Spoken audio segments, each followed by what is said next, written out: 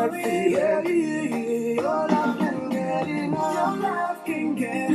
ladies and gentlemen, we have to interrupt this song. This is DCD and Adrian Tate. The song is called Long Distance. Because our guest is here. And as we normally do it right here on After 5 Radio with Coach Taff, tinogashira wayeni wedu nekuwaomberera maoko.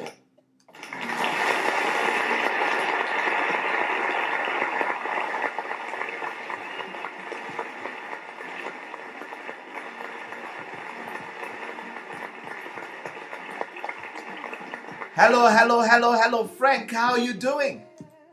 Hi, Coach Taff. How are you doing? I'm doing okay, and yourself? Fantastic. Thank you so much for joining us on After 5 Radio. And you and I have got a lot of stories to talk about, brother. Yeah, sure. Yes, sure. That. And thank you so much for inviting me here. And I'm so glad to be here as well. Wonderful. I think I was talking about you earlier, and I want to know. Sometimes when you're on radio, it's okay not to be politically correct and allow yourself to be corrected. Now, is it politically correct to call you an albino? No, it's not correct. It's a person who lives with albinism. Wazvonaka. Ndosaka ndagara ndaziva hangu kuti ndinoda kuzobvunza nekuti so tell me why is it that people have moved to that statement, or I don't know how to ask this question. What is wrong with calling you an albino? Okay, it's when you're calling someone an albino, it's more you're saying that this is what defines you. I see. Like, so for example, if I say someone with someone who is disabled, or that we are saying that this person is disabled in every function. I see. Right? So when you say a person with a disability, that means the first part of it, you're saying this is a human being who has a disability. This is a human being who has albinism. And so where did this start from? Chakatangire kuti wanu watenge kunzima albino. Uyu albino. So you know how it is, Coach Taff, with the state that we live in. We always try to find words or street lingo that we try to put certain people, right? For example, let me take you to my workplace, right? Right. So a person who lives with HIV, that's what we call them. Yes. And both people living with HIV. That's right. But in the street, what we call them? AIDS with. Because that's the sort of thing that we know about, right? So most of the time it comes to that because anengasna knowledge or information about the certain condition or that certain thing. For example, in the state that I grew up being called musope, murungudunu, all those words, right? But at the end of the day, it's more like these words. They're more like they're more like despise someone or value yemun. Right? Yeah, man, I promise you those words, musope, murungudunu, and here's a statement that you write about yourself, that you are an instrument of inspiration to a diversity of individuals and groups. How have you overcome that stereotype? Well, for me, Coach Taff, I think for me, it's a matter of understanding who you are. That's where it all started from. When you understand who you are and understanding that we as people, we are born different, that's number one. And number two, we are born unique. So when you understand that now, that was my foundation of being able to rise up and move away from the stereotype that was around me, knowing that people living with albinism are always beggars, looking for lotions, looking for this and that. I'm not saying it's bad, but I'm saying this was the stereotype. Or you're someone you get it. So for me to rise above that now, it was a matter of understanding who I was, knowing that I'm unique as me. First things first, I'm a human being. Right. Before this whole content comes to play. Right. And so tell me, you know what, I've been telling the listeners as I was preparing them for your arrival that I like calling you Frankie. Okay, before you go into the coach, yeah. apparently that's how many people call me. Is that It's so? really the people that are close to me. They call me Frankie or Frankie, that way. Well, indeed, we have a very close relationship, and so Yeah. let's talk about a story you've actually never told me. Where did you grow up, Yeah. Frank? So I grew up in Highfield. That's where I grew up, New Canaan.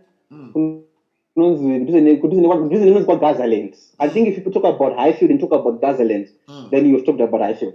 And That's where I grew up in. I grew up in Highfield. and obviously kwa Gaza kufio wanu Yeah. waiwanza. I mean, you were born 30 years ago, and still Yeah. the stereotype was very very strong.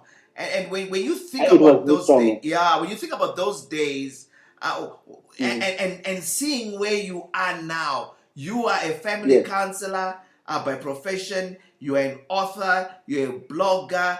Indeed, a Mm. motivational speaker. Blaz, Yes. you've gone beyond. When Please, you look please don't do that. when you look back, Frankie, how does it Yeah. feel? Uh, was it worth it for you? Do you feel like what was worth it for you to push yourself?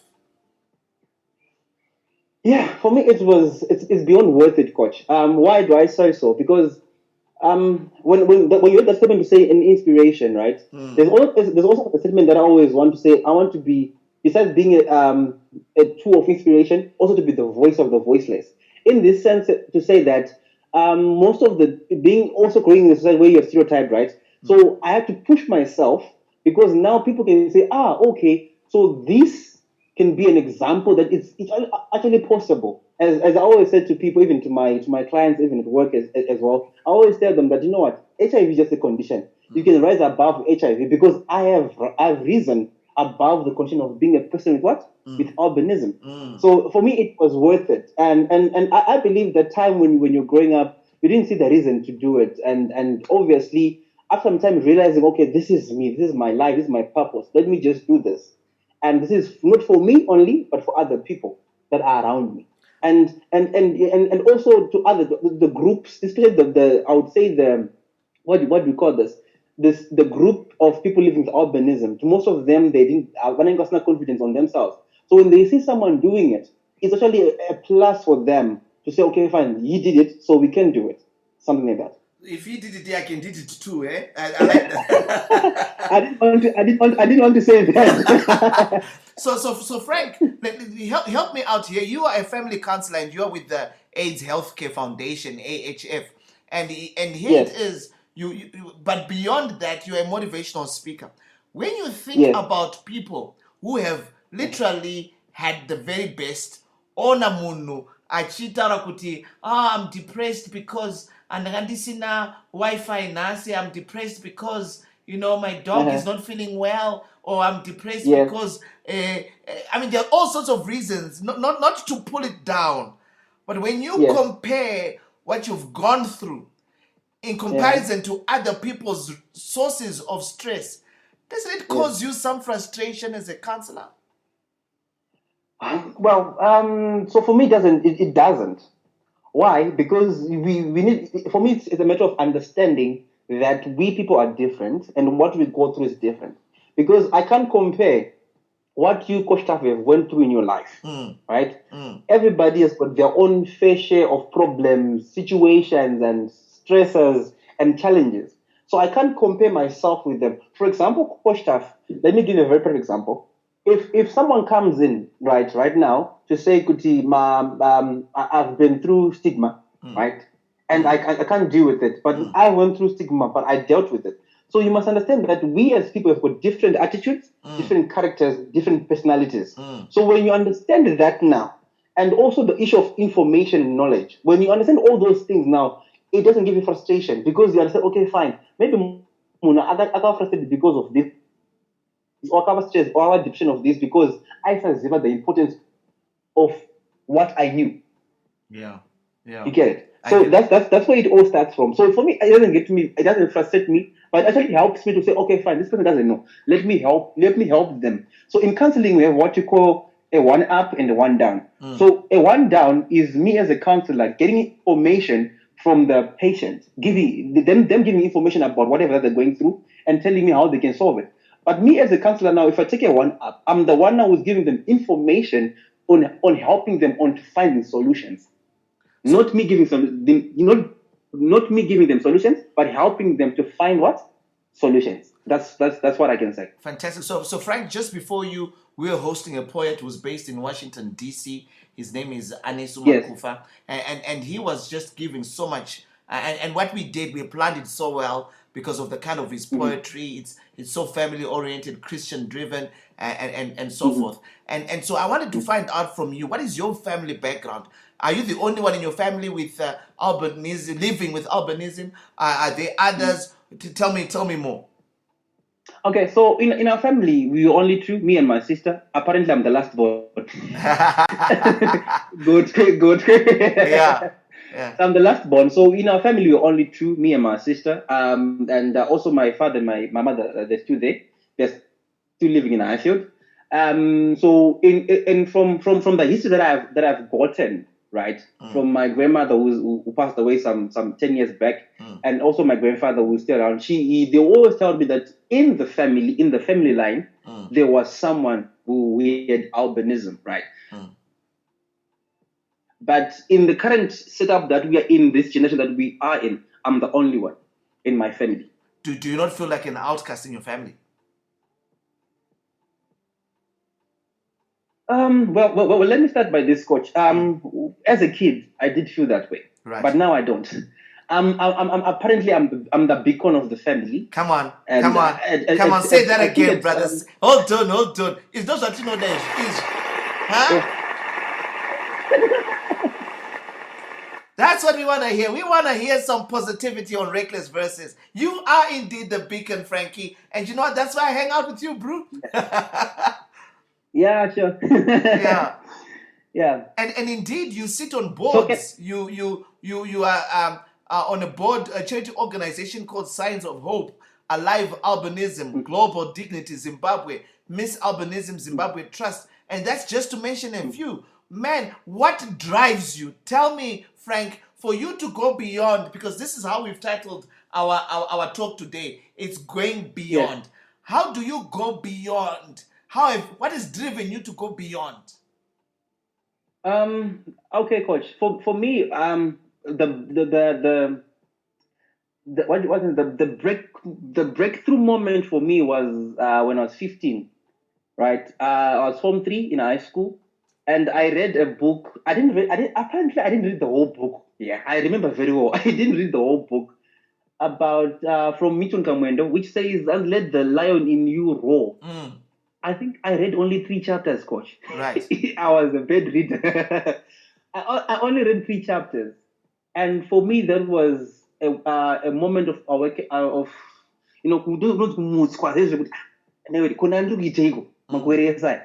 So that was my awakening moment in 2005. So for me, it gave me to say, okay, fine. Apparently, I'm just preempting what maybe I was supposed to tell you off air. Right. But I have a book that I entitled The History Breaker, which this book, I wrote down the title when I was only 17, when I was doing A-level. Wow. So for me, that has been the push to say I want to break history, because as I said earlier, people with maybe conditions or disabilities, they are always known of being always what do you call the self-pity, I think kumbira and all that. So I wanted to break the history. So that for me, that has been the push for all these years, to break history, and I am breaking history. If I tell the thing that I've broken history with, you'll be surprised about. And I don't want to break them. No. I don't seem like as I'm bragging about it on radio, but some of the things that I look at, I'm like, okay, fine. I was in my family, like I was the first person to go to A-level. In my family, I was the first person, maybe somehow, to travel to maybe a foreign nation. It goes on and on. Right? The list goes on and on.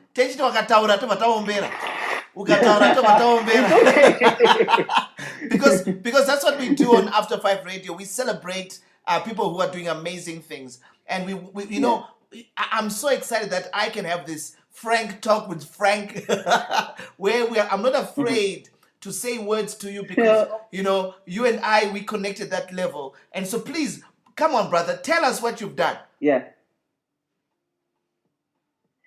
Well, whew, that one is a long one. Okay, so what I've done apparently is, for me, let me tell you something, Coach Taff. When social media came into play, right. Let me start by saying this. I was given a title, Facebook Addict, right? This was my nickname. Right. And people thought it's Facebook. Like there's a, if you get to watch and what do you call this? A video which was done by Ngeku, the comedian, recently, right? Of whereby in the previous time where pastors would say social media is evil, right? Yeah.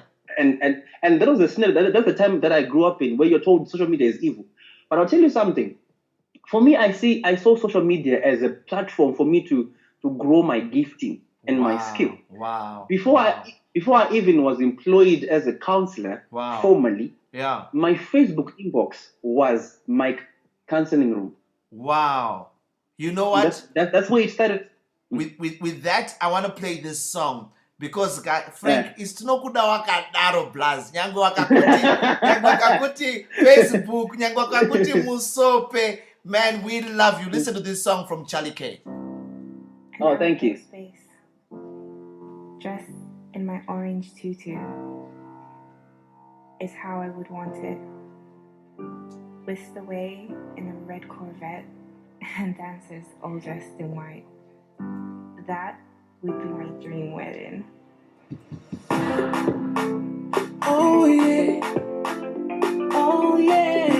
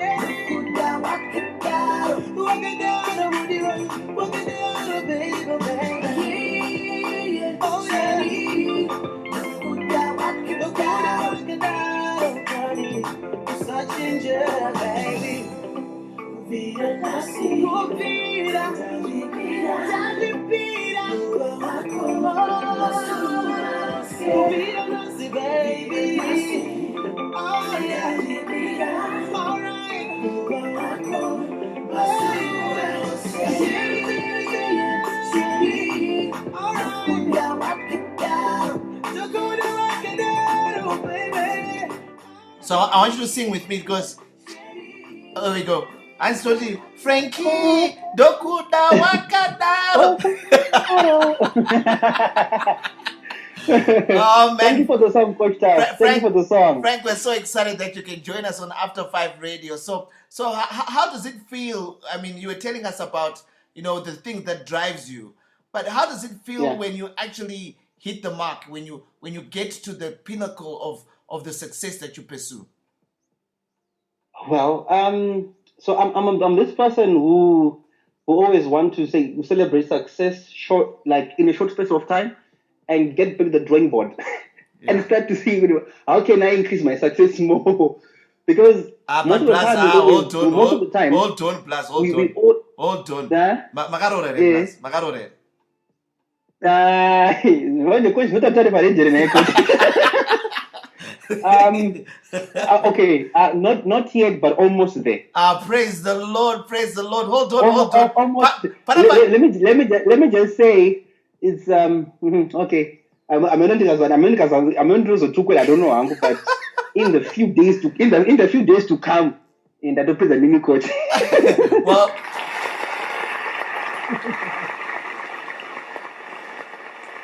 Frank, I must say there's something about your spirit that I feel from this end, and I hope our listeners can feel it as well. You've got this nice, nurturing, calm spirit. Unona kids, the way you giggle, the way you do your stuff. I'm really, really excited, and I'm sure she's gonna be a really, really blessed woman. And once again, I wish you the best in that area. So you're telling me about success. We don't want you to work too hard, because you're gonna take care of the missus, brother, in the next couple of months. So tell us about your work ethic. So my work ethic is, for me, it's give your best and to get quality. Because if you don't give your best and give quality to whatever that you're doing, and let me be honest with you, Coach Taff, the reason why I've gotten more opportunities more than other people maybe in my sphere, or even the people that are around me, is because whatever that I do, I give 100%, if not 105%, of everything that I'm doing. Because I feel good if I give half-hearted of what I'm doing, that means the person will obviously get a half-bagged something. So whatever that I'm doing, whether I'm doing motivational speaking, whether I'm training, whether I'm doing counseling, whether I'm doing a presentation, whatever that I'm doing. Even I remember also, even let's talk about maybe relationships. If I get into a relationship, I depend on Coach Staff. It's why I don't Well, because I feel like I have to give my all. Yeah. So I give my best and the quality of work that I'm doing. And for me, that has gotten me job opportunities in different cycles, and even also other things that comes by with it. So for me, my work ethic above everything else is giving the best and quality over everything. Wow, that is so sweet. Can you promise us that you will, as a Facebook addict, will you promise us that you will tell everybody in your Facebook that kune boys rinonzere After Five Radio, boys rakapenga? If you agree, I want to do something for you. Please, can you promise? Is that a promise? Good. That I post about After Five Radio. Yes, please. No, I will do that, Coach Taff. I'll do that. Please. I'll promise very well. I'll do that just after we drop off this call, because once I move away from this call, it'll be something else.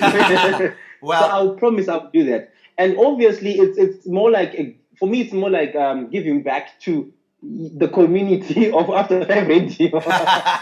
Well, thank you so much. So here's what I want to do. I want to play a song for your fiance. Okay, I know she's gonna listen. Is she tuned in? Do you know if she's tuned in or not? I'm not really sure, because we spoke about the interview. Unfortunately, I told you that I'm starting the interview now, but I'm not sure if she's logged in. So there's the challenge now. Even if plus she's coach wanega plus andimozakuma 5 to 6 kasamu nanenga chidikaji padeni kwawoji kumba kwana momzona saka azizobudesha anopisa poto. So anyway, this is a dedication to your fiance, and this is from After Five Radio. I hope she enjoys this. Okay. Listen to this song. Say that again. I love jazz so much. It gets me in. So that song is from one of our sisters who is now based in South Africa. Her name is Berita, and the song is called Nguwe Wedwa. And what that means is that you alone are the light of my heart. My heart is yours, and I'm happy. And I like to just say it in the way it's a beautiful love song, and I hope your future missus will enjoy that. And I hope you invite After 5 to your wedding. Would like to play that song on your wedding, and then you can have your first dance to that song. And Coach Tav, you know what? I was actually when you're playing the song, I was looking fine. I was gonna ask Coach Tav who sang the song and what's the title, and I was gonna search on internet and download it and play it for her. No, please do that. It's actually a good song because it's someone who's speaking from their heart too, that the person has. Absolutely. So we know that you are a motivational speaker, and I want to give you 5 minutes in the limelight.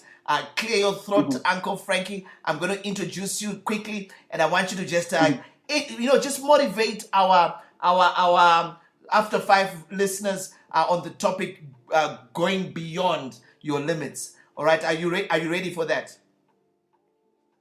Ever ready? All right. So, ladies and gentlemen, it gives me great pleasure to bring out a young man who has done the most, who's gone beyond, to talk to you and tell you about going beyond. Would you please put your hands together and help me welcome a brother I call Frankie to talk to you about going beyond.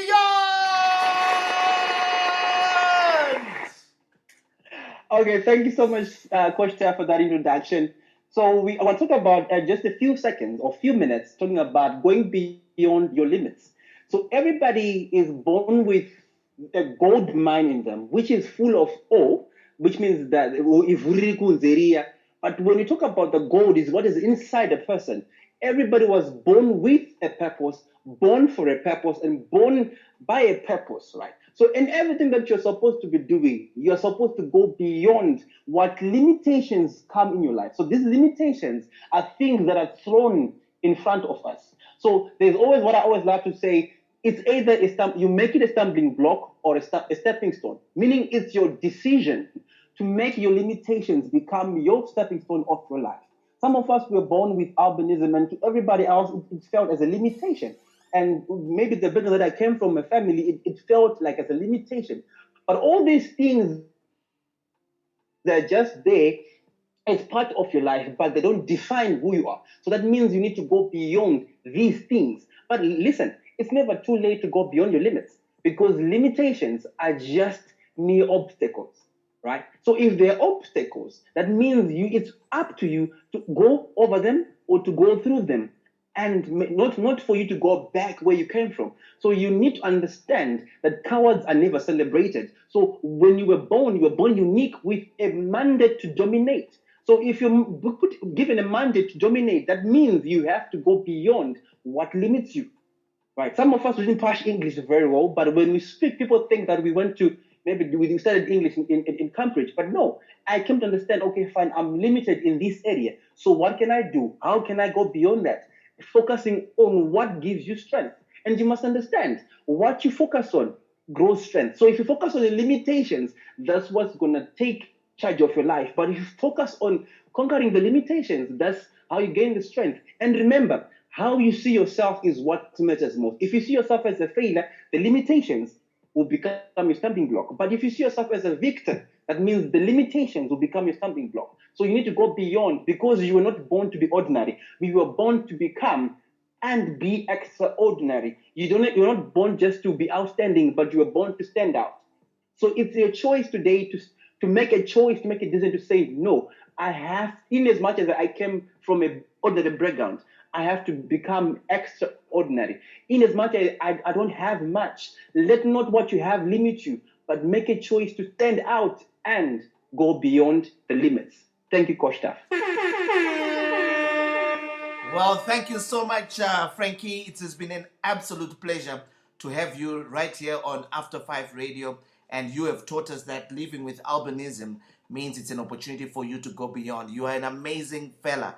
And I also know that you have a book that is called Living Your Purpose. And I hope people can buy that book. One another time, maybe you can come and we can talk about this amazing book. But today, you were telling us about going beyond. I want to say thank you so much, Frank, for joining us on After 5 Radio. Thank you so much, Coach Staff, for inviting me here and to be invited back again. And I must say, as I say goodbye to you, I'm going to play a song called Jealous. It's a cover by Tapua Mugadza, and the original was done by Labyrinth. And, the thing is that I am jealous of your energy. Listening to you, I also dabble in motivational work, but I just love your energy. And I'm so jealous. I wish I was young again. So God bless you. And go ahead. You know what, Coach Staff? Yeah. You don't have to be old to be young. You don't have to be young to be young. But about the soul which is within you. You can be old on your body, but your soul is the one that has to stay young. So wow. Some think I'm still like in high school because of how I joke around and everything. Right. And like, so are you telling me that you are a counselor with the way that you do? So it's a matter of the soul, not the body. Amen. I mean, you have an amazing energy. And once again, I'm still jealous. Goodbye, Frank. We'll catch up with you soon. And God bless you. Thank you, Coach Staff, and God bless you too. Bye-bye.